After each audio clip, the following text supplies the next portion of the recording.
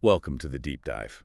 Today we're looking north at a pretty major political event that just unfolded, the Canadian federal election on April 28th, 2025. Yeah, and it wasn't just any election. What we saw was, well, frankly, a surprising victory for Mark Carney and the Liberals. Absolutely surprising. And you really can't talk about this election without talking about the context, right? The backdrop of these escalating tensions with the U.S. under President Trump.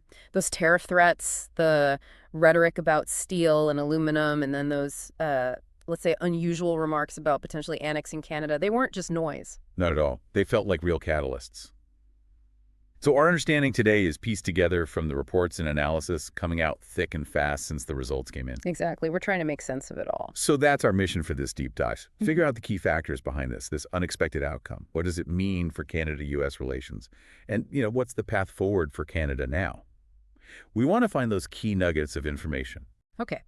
So, to do that, maybe we should rewind a little. What did the political landscape actually look like before all this kicked off? Good idea. Well, heading into 2025, you could feel Justin Trudeau's popularity was waning. There was a sense of fatigue, maybe. Yeah, and that led to his resignation, what was it, January 6th? Pretty Right. early in the year. Right. And then things move fast. Mark Carney emerges, wins the Liberal leadership on March 14th. And barely catches his breath before calling a snap election, right? March 23rd. Just a 37-day campaign. A real whirlwind, especially when you think about where things stood before Trump really ramped things up. Exactly. The polls for months had shown conservative leader Pierre Poilievre with a pretty comfortable, sometimes significant lead. Most people were betting on a conservative win, maybe even a majority. Poilievre's Canada First message seemed to be resonating. It did. So what exactly did Trump do or say that seemed to just derail that conservative momentum? Well, it seems like a couple of key things happened in quick succession. First, those tariffs on Canadian steel and aluminum, he didn't just threaten them, he imposed them, then doubled down in April. Right, 25%. That hits hard in certain communities, certain industries. It felt very direct. No doubt, very tangible economic impact.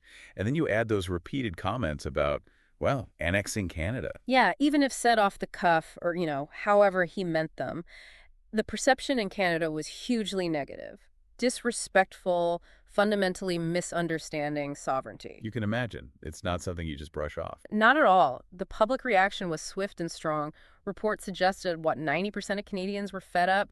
You saw calls for boycotts of American products, that hashtag Boycott USA trend taking off, a real surge of national feeling. Okay, so that's the public mood shifting dramatically. Yeah. How did that translate into undermining Poilievre's campaign? Because Canada First, on the surface, sounds maybe similar to Trump's own slogan. That's the fascinating part. It seems Trump's actions actually made Poilievre's slogan toxic in a way. People started seeing parallels they didn't like.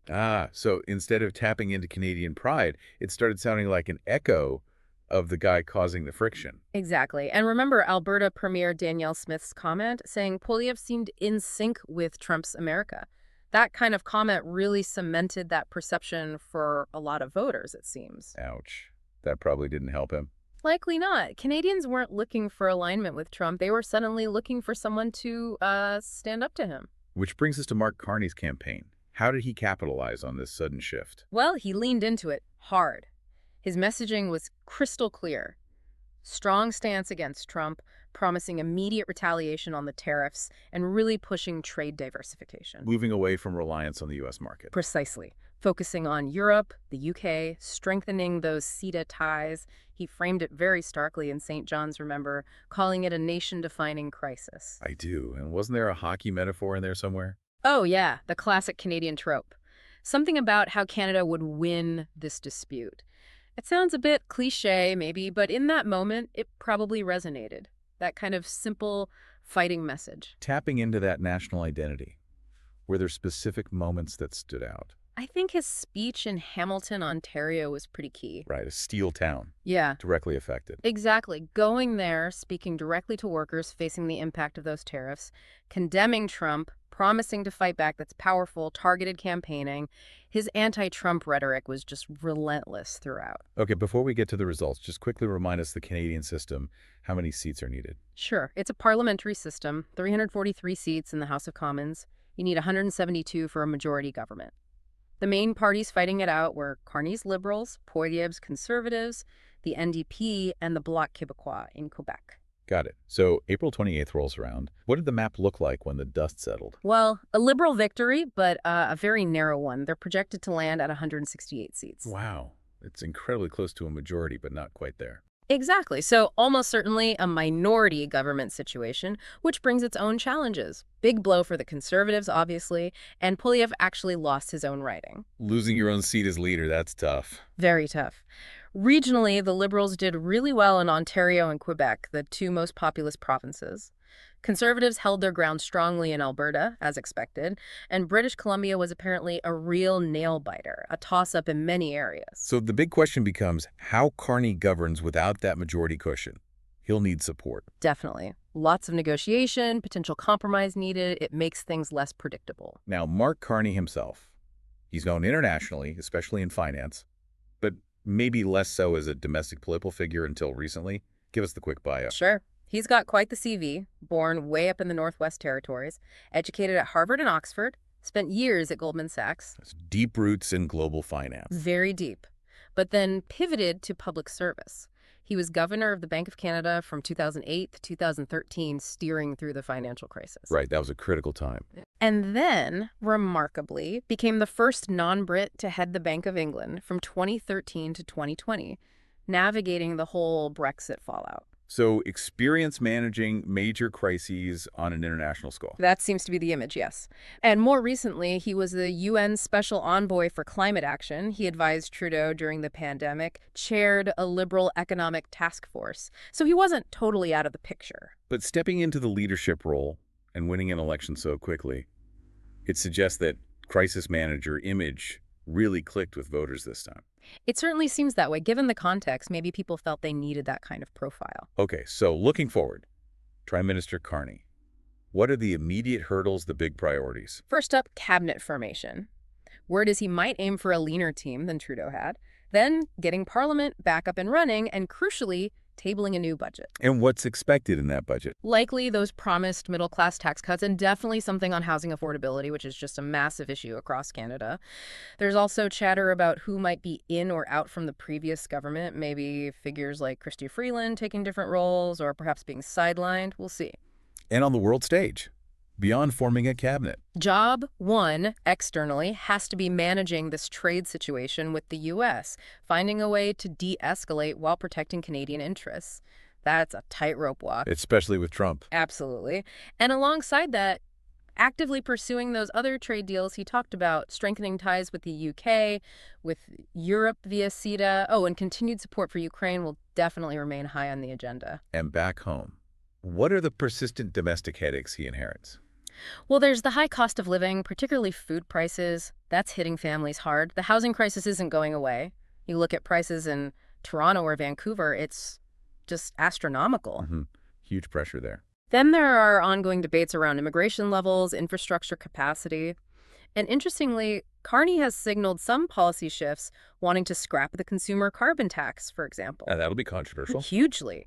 And his apparent support for energy projects like pipelines also suggests maybe a different approach on the energy and environment file compared to the later Trudeau years. Lots of potential flashpoints there. So it really does feel like this election became about something bigger than just policy debates. It felt like it was about Canada's identity, particularly vis-a-vis the United States. I think that's spot on. It crystallized into a moment where Canadians were asking, who are we next to our giant neighbor?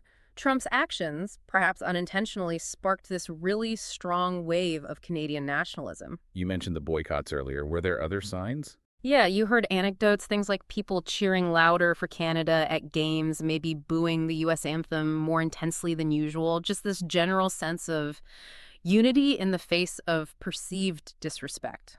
That quote from the person in Toronto, Reed Warren, I think, talking about the turmoil, bringing Canadians together, that captures it well. The collective circling of the wagons, maybe. Something like that. And Carney really tapped into that. He offered himself as the defender of that Canadian identity against the external pressure. Poilievre, because of the unfortunate timing and rhetoric, got painted as being too close to the source of the pressure. That pollster's quote you mentioned earlier seems relevant here. Trump as the villain, Carney as the needed hero. Yeah, it simplifies things, obviously, but as a narrative for the election, it seemed to work. It explained the dynamic quite effectively, I think. So does this potentially signal a shift towards a more, I don't know, independent or assertive Canadian foreign policy moving forward? It certainly could. We might see a more deliberate effort to build stronger ties with other allies, Europe, the UK, maybe others in the Commonwealth, as a counterbalance to the U.S. relationship. Less focus on North America exclusively. Potentially. The Atlantic Council suggested Canada would prioritize reliable partners, and you saw UK Prime Minister Keir Starmer congratulating Carney, mentioning their existing working relationship that hints at potentially closer collaboration there. Okay, so wrapping up this deep dive then, what are the main things we should take away from this really quite remarkable Canadian election? I'd say three things stand out. One, Mark Carney's win was unexpected and heavily influenced by that wave of anti-Trump sentiment in Canada. He rode that wave effectively. Two, Two, it's almost certainly a minority government. That means instability, the need for cross-party cooperation, and potential difficulty implementing big agenda items. Governing will be trickier. right. And the third, Three, this election marks a potentially significant moment in the Canada-U.S. relationship.